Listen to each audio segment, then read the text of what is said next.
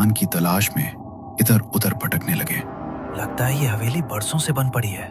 आज तो माल ही माल होगा। वो देख, उस कमरे का दरवाजा, उस पर अजीब अजीब निशान बने हैं। अरे डर मत, ये सब पुराने जमाने की डराने वाली बातें हैं। चल खोल इसे। जैसे ही उस कमरे का दरवाजा खुला, हवेली के अंदर की हवा अचानक भारी हो गई। वो वही कमरा था जिसमें सालों से माया पिशाचनी कैद थी।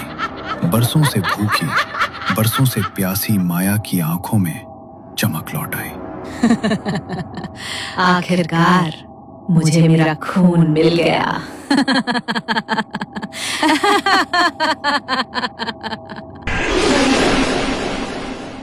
पलक झपकते ही माया उन चोरों पर टूट पड़ी। चीखें गूंज उठी और देखते ही देखते माया ने उनका एक एक कतरा खून चूस लिया। बरसों बाद उसकी प्यास बुझी थी, लेकिन उसका गुस्सा अभी खत्म नहीं हुआ था। माया सीधे सावित्री देवी के कमरे तक पहुंची। जैसे ही सावित्री देवी की नजर उस भयानक रूप पर पड़ी, उनकी सांस अटक गई। सीने में तेज दर्द उठा और उनके दिल ने धड़कना बंद कर दिया। और उसी पल में सावित्री देवी इस दुनिया को छोड़कर हमेशा हमेशा के लिए चली गई। चोरों की लालच ने उस पिशाचनी को आजाद कर दिया था जो बरसों से भूखी थी। माया ने उन चोरों का खून पी लिया और फिर दादी को तड़पा तड़पा कर मार डाला। अब बारी थी रामू काका की। मुझे छोड़ दो माया, मुझे मत मारो। मैं तुम्हारे सामने हाथ जोड़ता हूँ। तुझे नहीं मारूंगी, तू मेरे लिए शिकारी कुत्ता बनेगा। तू बाहर से लोगों को इस हवेली में लेकर आएगा और मैं अपनी भूख मिटाऊंगी। अगर एक बार भी मना किया तो तेरी मौत इतनी दर्दनाक होगी कि तू मरने की भीख मांगेगा। रामू काका कांपते हुए जमीन पर बैठ गए। उनकी आंखों के सामने दादी की लाश पड़ी थी और कानों में माया की गूंजती हुई धमकी। डर ने उनकी रूह को जकड़ लिया था। जान बचाने के लिए उन्होंने चुपचाप सिर झुका लिया और उसी पल उनकी जिंदगी की दिशा हमेशा के लिए बदल गई। इसके बाद हवेली की हर अमावस की रात एक नए शिकार की गवाह बनने लगी। साल दर साल रामू काका वही करते रहे, माया के डर और अपने पाप के बोझ के साथ जीते रहे। लेकिन अब जब आर्यन, उनके मालिक का पोता, वापस आया था तो काका की आत्मा जाग उठी।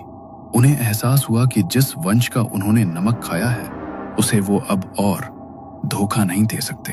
मैंने बहुत पाप किए हैं। आज आर्यन को बचाकर ही मैं अपने गुनाहों का प्रायश्चित करूंगा, चाहे इसके लिए मुझे अपनी जान ही क्यों ना देनी पड़े। रामू काका ने आर्यन का हाथ पकड़ा और उसे मंदिर की सुरंग से होते हुए हवेली की ओर ले गए। उनकी आंखों में अब डर नहीं था, बल्कि एक अजीब सी शांति झलक रही थी, जैसे उन्होंने अपनी नियति खुद चुन ली हो।